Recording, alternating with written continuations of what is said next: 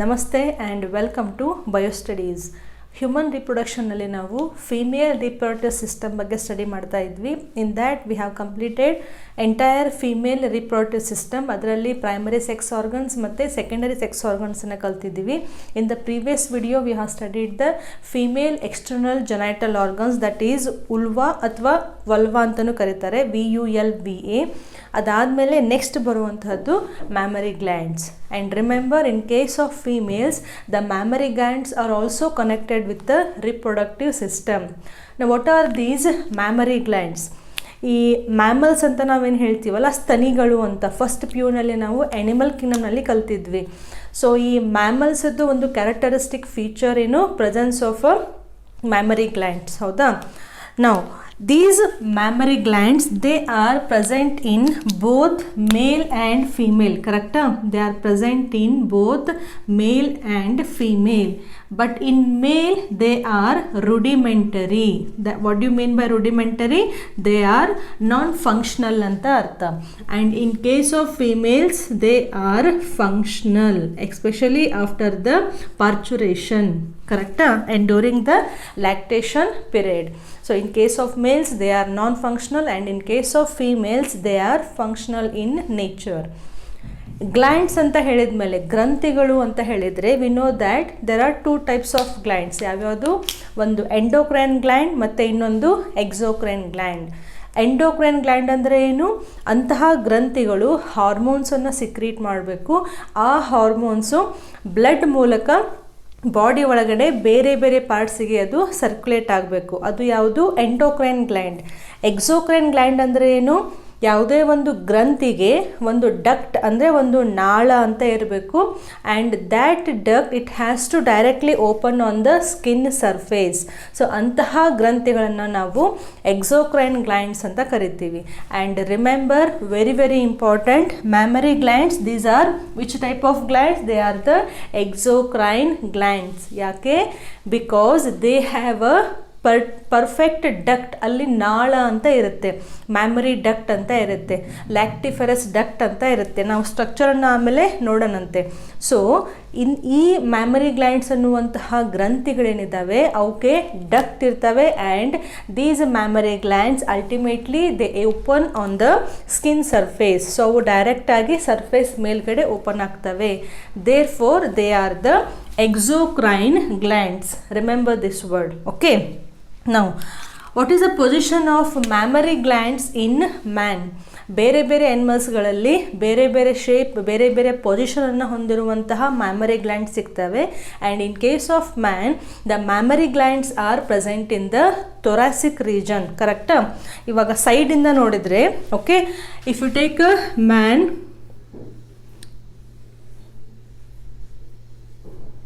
So ಹಿಂದ್ಗಡೆ ಇಲ್ಲಿ ಏನಿರುತ್ತೆ? ಸ್ಪೈನಲ್ ಕಾರ್ಡ್ ಇರುತ್ತೆ, ಕರೆಕ್ಟಾ? ಈ ಸ್ಪೈನಲ್ ಕಾರ್ಡಿಗೆ ಇಲ್ಲಿ ಥೊರಾಸಿಕ್ ರೀಜನ್ನಲ್ಲಿ ರಿಬ್ಸ್ ಇರ್ತವೆ, ಇಸಂಟ್ ಇಟ್? ಸೊ ಈ ರಿಬ್ಸ್ಗಳು ಏನು ಮಾಡ್ತವೆ? ಈ ಕಡೆಯಿಂದ ಒಂದು ಪೇರು, ಆ ಕಡೆಯಿಂದ peer wise structure.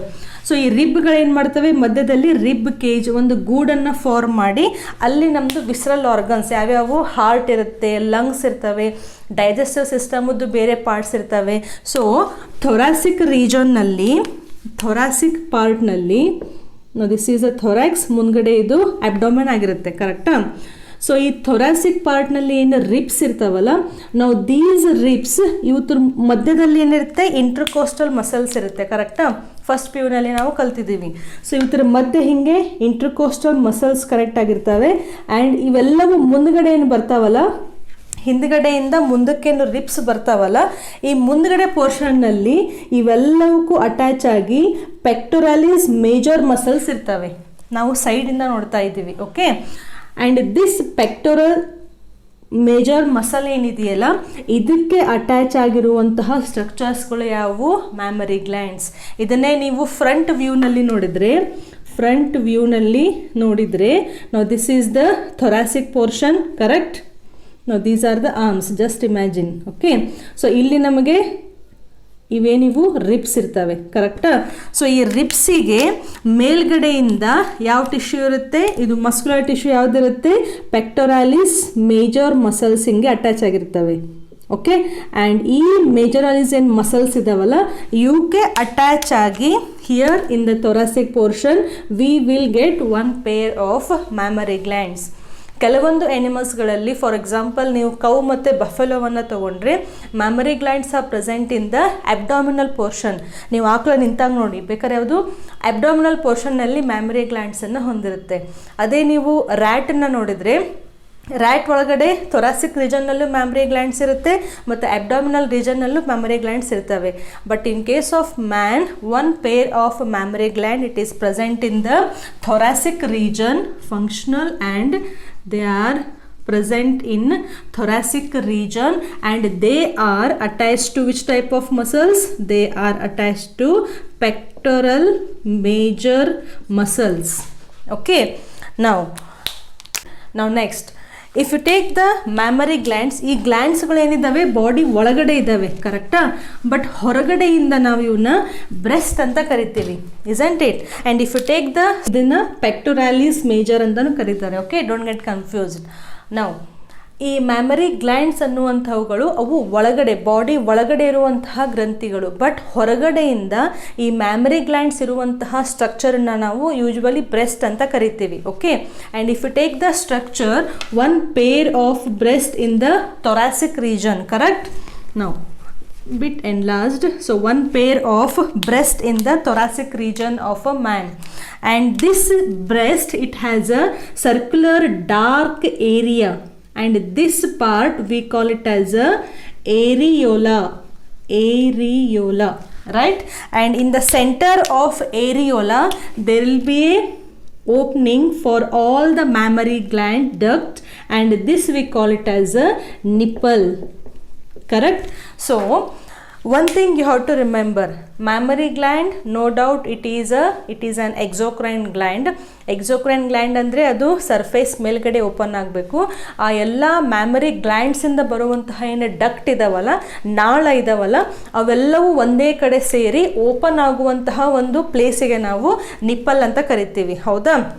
But mammary glands, they are considered as the modified. Now write this, very very important for exam. Mammary glands, okay, these glands are nothing but modified sweat glands.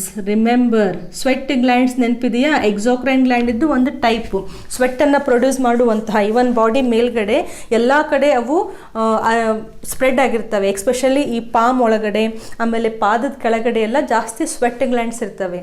So ಈ mammary gland ಅನ್ನುವಂಥವುಗಳು ರಿಯಾಲಿಟಿನಲ್ಲಿ they are nothing but the modified sweat glands. But ಈ ಮ್ಯಾಮರಿ ಗ್ಲ್ಯಾಂಡಿಗೆ ಅಥವಾ breast ಮೇಲ್ಗಡೆ ಇರುವಂತಹ ಏನು ಏರಿಯೋಲಾ ರೀಜನ್ ಇದೆಯಲ್ಲ, dark pigmented area, it is a modified oil gland. Remember, ಒಂದೇ ಸ್ಟ್ರಕ್ಚರಲ್ಲಿ ನಾವು ಎರಡೂ ಗ್ಲ್ಯಾಂಡನ್ನು ಯೂಸ್ ಮಾಡ್ತಾ ಇದ್ದೀವಿ. ಸೊ ಎಕ್ಸೋಕ್ರೈನ್ ಗ್ಲ್ಯಾಂಡ್ಸ್ನಲ್ಲಿ ವಿ ಹ್ಯಾವ್ ಡಿಫ್ರೆಂಟ್ ಟೈಪ್ಸ್. ಎಕ್ಸೋಕ್ರೈನ್ನಲ್ಲಿ ಸಲೈವರಿ ಗ್ಲ್ಯಾಂಡು ಬರ್ತವೆ, ಸ್ವೆಟ್ ಗ್ಲ್ಯಾಂಡು ಬರ್ತವೆ, ಆಯಿಲ್ ಗ್ಲ್ಯಾಂಡು ಬರ್ತವೆ.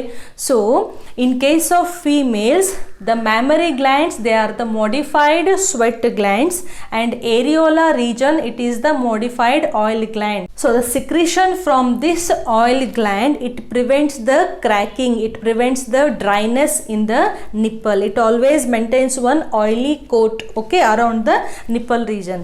So these two words you have to remember.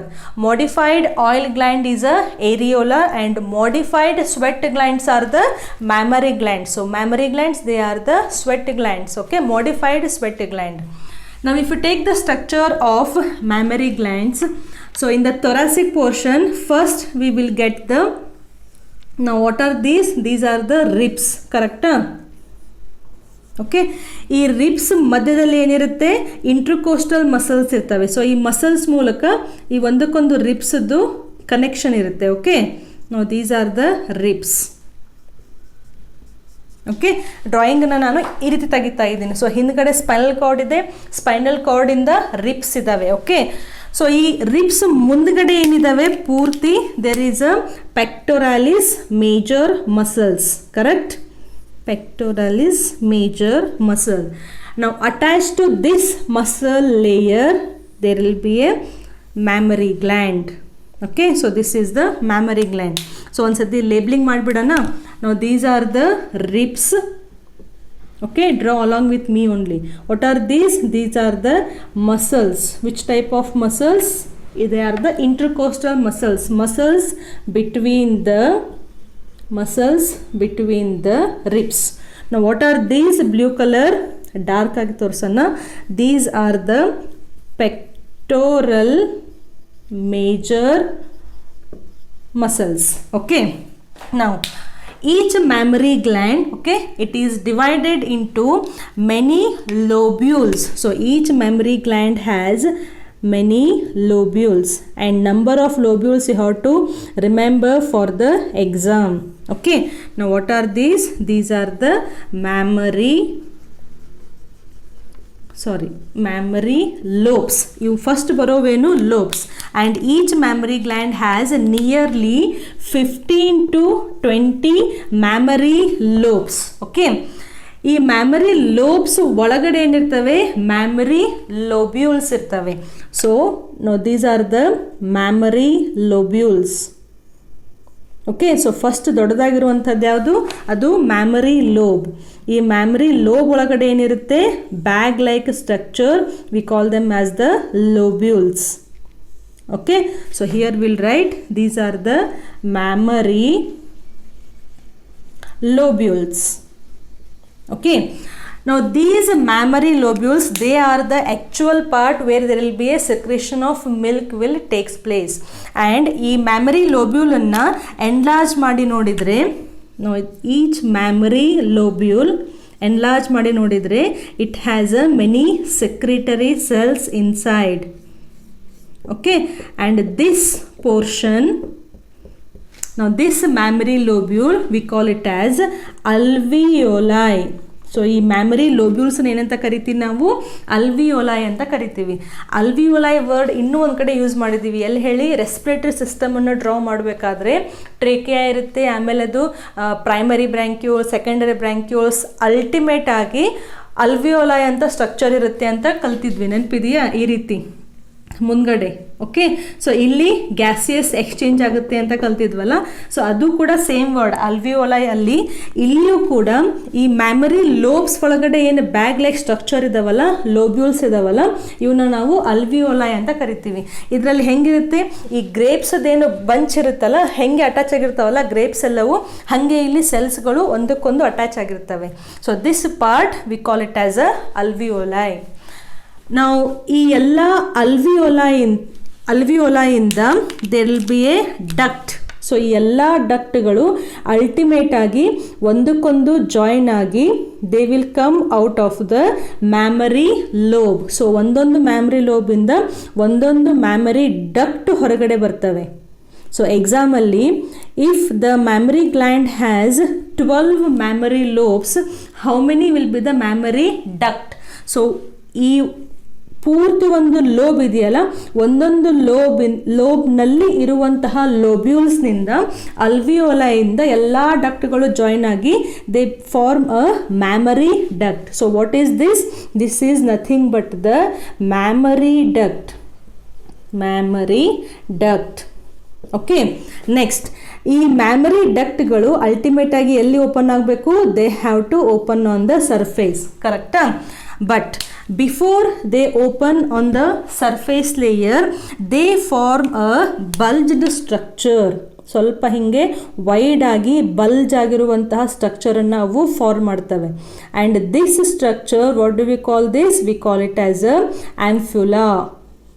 ಆ್ಯಂಫ್ಯುಲಾ ಅನ್ನುವಂಥ ವರ್ಡನ್ನು ನಾವು ರಿಪ್ರೊಡಕ್ಟಿವ್ ಸ್ಟ್ರಕ್ಚರ್ನಲ್ಲಿ ಕೂಡ ಕಲ್ತಿದ್ವಿ. ಎಲ್ಲೇ ಫಲೋಪಿಯನ್ ಟ್ಯೂಬನ್ನು ತೊಗೊಂಡ್ರೆ ಮುಂದ್ಗಡೆ ಫನಲ್ ಶೇಪ್ ಇನ್ಫಂಡಿಬ್ಯುಲಮ್ ಇರುತ್ತೆ, ಹಾಗೆ ಮೇಲ್ಗಡೆ ಹೋದರೆ ವೈಡರ್ ಪಾರ್ಟ್ ಆ್ಯಂಫ್ಯುಲಾ ಇರುತ್ತೆ, ಮುಂದೆ ಸ್ಲೆಂಡರ್ ಆಗಿ ಅದು ಇಸ್ತಮಸ್ ಆಗಿರುತ್ತೆ ಅಂತ ಕಲ್ತಿದ್ವಿ.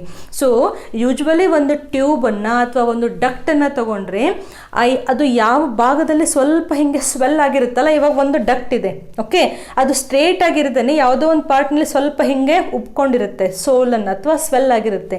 ಸೊ ಆ ಪಾರ್ಟನ್ನು, ವೈಡರ್ ಪಾರ್ಟನ್ನು ನಾವು ಆ್ಯಂಫುಲಾ ಅಂತ ಕರಿತೀವಿ. ಸೊ ಮ್ಯಾಮರಿ ಲೋಬ್ಸಿಂದ ಮ್ಯಾಮರಿ ಡಕ್ಟ್ ಬರ್ತಿದ್ದಾವ, ಈ ಎಲ್ಲ ಡಕ್ಟ್ಗಳು ಓಪನ್ ಆಗೋಕ್ಕಿಂತ ಮುಂಚೆ ಸ್ವಲ್ಪ ಹಿಂಗೆ ಸೋಲನ್ ಆಗಿರ್ತವೆ. And this part what do we call it as a ampulla. Okay, ನಾವು ಅಲ್ಟಿಮೇಟ್ಲಿ ಈ ಆಂಫ್ಯುಲಾಯಿಂದ ಮತ್ತೆ ಡಕ್ಟು ಕಂಟಿನ್ಯೂ ಆಗುತ್ತೆ. ಸೊ ಇದೇನು ಕಂಟಿನ್ಯೂ ಆಗಿದೆಯಲ್ಲ ಇವಾಗ, this part continued part we call it as a lactiferous duct. very important, lactiferous duct.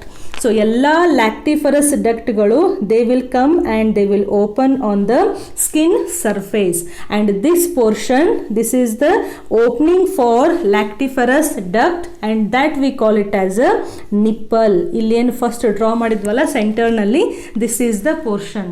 So ಈ pathway ತುಂಬ ಇಂಪಾರ್ಟೆಂಟ್. ಎಕ್ಸಾಮ್ನಲ್ಲಿ ಮಿಲ್ಕ್ ಸಿಕ್ರಿಷನ್ ಆಗಿ ಮಿಲ್ಕು ಮ್ಯಾಮರಿ ಗ್ಲ್ಯಾಂಡಿಂದ ಇಜೆಕ್ಟ್ ಆಗುವಂತಹ ಪಾತ್ವೇವನ್ನು ಕೇಳ್ತಾರೆ. ಸೊ ಫಸ್ಟ್ ಮಿಲ್ಕ್ ಎಲ್ಲಿ ಸಿಕ್ರೆಟ್ ಆಗುತ್ತೆ? ಫಸ್ಟ್ ಮಿಲ್ಕ್ ಸಿಕ್ರೆಟ್ ಆಗೋದು ಈ ಅಲ್ವಿಯೋಲೈನಲ್ಲಿ, ಕರೆಕ್ಟಾ? ಅಂದರೆ ಮ್ಯಾಮರಿ ಲೋಬ್ಯೂಲ್ಸ್ನಲ್ಲಿ. ಸೊ ಇಲ್ಲಿರುವಂತಹ ಗ್ಲ್ಯಾಂಡುಲರ್ ಸೆಲ್ಸ್ ಏನು ಮಾಡ್ತವೆ? ಈ ಎಲ್ಲದರಲ್ಲೂ ಸೆಲ್ಸ್ ಇರ್ತವೆ. ಓಕೆ, ಈ ಎಲ್ಲ ಲೋಬ್ಯೂಲ್ಸ್ಗಳಲ್ಲೂ ಸೆಲ್ಸ್ ಏನು ಮಾಡ್ತವೆ? ಮಿಲ್ಕನ್ನು ಫಸ್ಟು ಸಿಕ್ರೀಟ್ ಮಾಡ್ತವೆ. ಸೊ ಆ ಮಿಲ್ಕ್ ಎಲ್ಲಿಗೆ ಬರುತ್ತೆ? ಈ ಪೋರ್ಷನಿಗೆ, ಲುಮೆನ್ ಆಫ್ ಅಲ್ವಿಯೋಲೈ, ಮಧ್ಯೆ ಏನು ಖಾಲಿ ಜಾಗ ಇದೆಯಲ್ಲ, ಸೊ ಆ ಲುಮೆನ್ ಅಂದರೆ ಏನು? ಸ್ಪೇಸ್ ಅಥವಾ ಕ್ಯಾವಿಟಿ ಅಂತ ಅರ್ಥ. ಸೊ ಸೆಲ್ಸ್ನಲ್ಲಿ ಮಿಲ್ಕ್ ಸಿಕ್ರೆಟ್ ಆಗಿ ಅದು ಫಸ್ಟು ಲುಮೆನ್ ಆಫ್ ದ ಅಲ್ವಿಯೋಲೈಗೆ ಬರುತ್ತೆ, ಅಲ್ಲಿಂದ ಮ್ಯಾಮರಿ ಡಕ್ಟಿಗೆ ಬರುತ್ತೆ. ರಿಮೆಂಬರ್, ಮ್ಯಾಮರಿ ಡಕ್ಟಿಂದ ಆಂಫ್ಯುಲಾಗೆ ಬರುತ್ತೆ, ಆಂಫ್ಯುಲಾಯಿಂದ ಅದು ಲ್ಯಾಕ್ಟಿಫರಸ್ ಡಕ್ಟಿಗೆ ಬರುತ್ತೆ, ಆಮೇಲೆ ಅದು ಇಜೆಕ್ಟ್ ಆಗುತ್ತೆ ಅಂದರೆ ರಿಲೀಸ್ ಆಗುತ್ತೆ ಅಂತ ಅರ್ಥ. So this pathway is very important. Mammary duct ಎಲ್ಲಿಂದ ಬರ್ತಾ ಇದೆ? ಲೋಬ್ಸಿಂದ ಬರ್ತಾ ಇದೆ, ಲೋಬ್ಯೂಲ್ಸಿಂದ ಬರ್ತಾ ಇದೆ. ಲ್ಯಾಕ್ಟಿಫರಸ್ ಡಕ್ಟ್ ಎಲ್ಲಿಂದ ಬರ್ತಾ ಇದೆ? ಅದು ಆಂಫ್ಯುಲಾಯಿಂದ ಬರ್ತಾ ಇದೆ. ಸೊ ಮಿಲ್ಕ್ ಸಿಕ್ರಿಷನ್ ಆಗಿ ಅದು ರಿಲೀಸ್ ಆಗಬೇಕಾದ್ರೆ this ampulla it act as a temporary milk reservoir. Temporary milk reservoir ಅಂದರೆ ಏನು? For a time being the milk is stored in this swollen part, ampulla. So I hope this is very much clear for you. The pathway you have to remember. ಒಂದೊಂದು mammary ಗ್ಲ್ಯಾಂಡ್ಸ್ನಲ್ಲೂ number important, 10 to 15 lobules ಇರ್ತವೆ. Okay, sorry, again I made a mistake. 10 to 15 lobes ಇರ್ತವೆ first. ಆ lobes ಒಳಗಡೆ ಏನಿರ್ತವೆ? Lobules ಇರ್ತವೆ. So this lobules which has a bunch of cells, the glandular cells, so that we call it as a alveoli. Mammary lobules ಅಂದ್ರೂ ಒಂದೇನೆ, ಅಥವಾ ಅಲ್ವಿಯೋಲೈ ಅಂತೂ ನಾವು ಅದೇ ಪಾರ್ಟಿಗೆ ಹೇಳ್ತಾ ಇದ್ದೀವಿ. ಸೊ ಅಲ್ವಿಯೋಲೈಯಿಂದ ಬರುವಂತಹ ಡಕ್ಟ್ ಎಲ್ಲವೂ ಜಾಯಿನ್ ಆಗಿ ಮ್ಯಾಮರಿ ಡಕ್ಟನ್ನು ನಾವು ಫಾರ್ಮ್ ಮಾಡ್ತವೆ. ಸೊ ಈ ಲೋಬ್ಯೂಲಿಂದ, ಈ ಪಾರ್ಟಿಂದ ಇದು ಮ್ಯಾಮರಿ ಡಕ್ಟ್ ಹೊರಗಡೆ ಬರ್ತಿದೆ. ನೆಕ್ಸ್ಟ್ ಲೋಬಿಂದನೂ ಒಂದು ಮ್ಯಾಮರಿ ಡಕ್ಟ್ ಹೊರಗಡೆ ಬರ್ತಿದೆ. ಅದೇ ರೀತಿ ನೆಕ್ಸ್ಟ್ ಲೋಬಿಂದನೂ ಮ್ಯಾಮರಿ ಡಕ್ಟ್ ಬರ್ತಾ ಇದೆ. ಸೊ ಈ ಎಲ್ಲ ಮ್ಯಾಮರಿ ಡಕ್ಟ್ಗಳು ಓಪನ್ ಆಗೋಕ್ಕಿಂತ ಮುಂಚೆ ಅವು ಸೋಲನ್ ಆಗಿ ಆಂಫ್ಯುಲಾನ ಫಾರ್ಮ್ ಮಾಡ್ತವೆ. ಸೊ ಇಲ್ಲಿ ಟೆಂಪ್ರರಿಲಿ ಮಿಲ್ಕು ಸ್ಟೋರ್ ಆಗುತ್ತೆ. And these ampulla they open by a lactiferous duct. ನಾವು ಇದೇನು ಏರಿಯೋಲಾ ಹೇಳಿದ್ವಲ್ಲ, ಏರಿಯೋಲಾ ಎಲ್ಲಿರುತ್ತೆ? ಸೊ ಈ ನಿಪ್ಪಲ್ ಪೋರ್ಷನಿಗೆ ಈ ರೀತಿ ಸುತ್ತಲೂ there will be a layer of oil glands. So ಈ oil glands ಏನು ಮಾಡ್ತವೆ? with the help of their secretion they maintain the moisture content ಅಥವಾ they prevent the dryness in the nipple portion. okay, so ಇದು main part ಆಯಿತು. ಅಂದರೆ ಈ mammary glands ಇದು function ಏನು? ಮಿಲ್ಕನ್ನು ಸಿಕ್ರೇಟ್ ಮಾಡೋದು. ಯಾಕೆ? To nourish the young ones. So ಈ ಮ್ಯಾಮರಿ ಗ್ಲ್ಯಾಂಡನ್ನು ಬಿಟ್ಟು ಮಿಕ್ಕಿದ್ದೇನು ಸ್ಪೇಸ್ ಇದೆಯಲ್ಲ, all that space has a fatty tissue. Fatty tissue ಯಾವುದು? ಅಡಿಪೋಸ್ ಟಿಶ್ಯೂ, ಕರೆಕ್ಟಾ? So we'll get a variable amount of adipose tissue in the mammary glands. So what you can write? Mammary glands is equal to fat tissue, correct?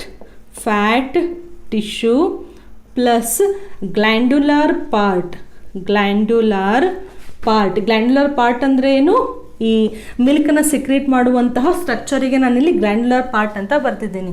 So based on this fatty tissue the size and shape of the breast will change. That is the mammary gland size and even the age of the female. It depends on the it decides the shape of the mammary glands.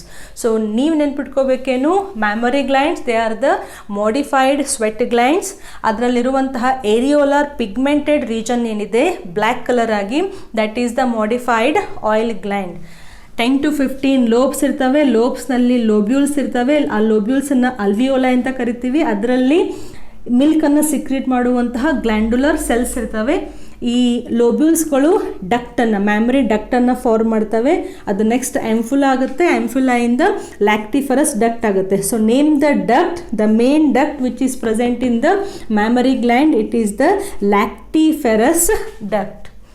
Previous ವಿಡಿಯೋನ ನಾನು end ಮಾಡಬೇಕಾದ್ರೆ there is a hormonal coordination between female reproductive system and mammary gland ಅಂತ ಹೇಳಿದ್ದೆ, ಹೌದಾ?